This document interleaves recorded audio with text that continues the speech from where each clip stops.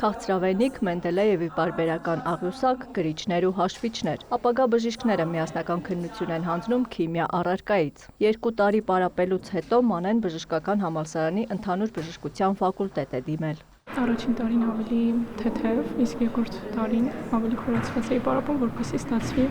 կարողանամ այսօր նավարտիք ստացնել։ Քաղցրավեն չեք բերել, գիշերը պարապում եք, մտածում եք կարիք ունենաք։ Դե ամեն դեպքում 3 ժամ նստելու եմ։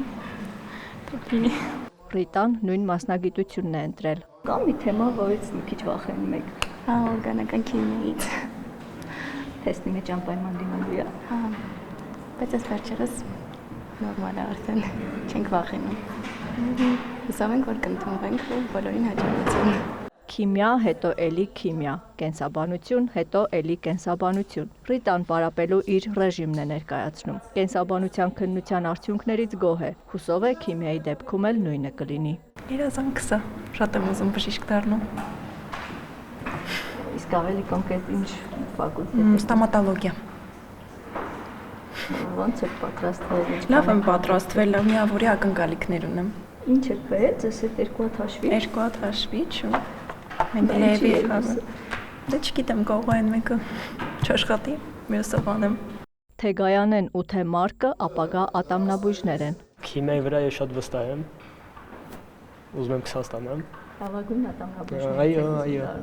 Բայց կա մի թեմա, որ կուզենայիք չհանդիպեր։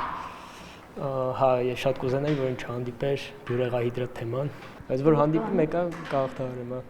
Դիմորդներից ոմանք պարբերական աղյուսակ բերել մոռացել էին, բայց այնպես էր ստացվել, որ միասնական քննության կենտրոն դարձած դպրոցի այս պատին մշտապես Մենդելեևի աղյուսակն է փակցված։ Քիմիայից միասնական քննություն հանձնելու համար հայտագրվել է 1299 դիմորդ։ Այս կենտրոնում քննություն պետք է հանձներ նրանցից 120-ը, 21 դիմորդ չէր ներկայացել։ Նույն օրը միասնական քննություն է անցկացվել նաև ռուսերենից։ Առջևում ֆիզիկա եւ հայոց պատմություն առարկաների հերթն է։ Աննա Զախարյան, Դավիթ Մաչկալյան, Լուրեր։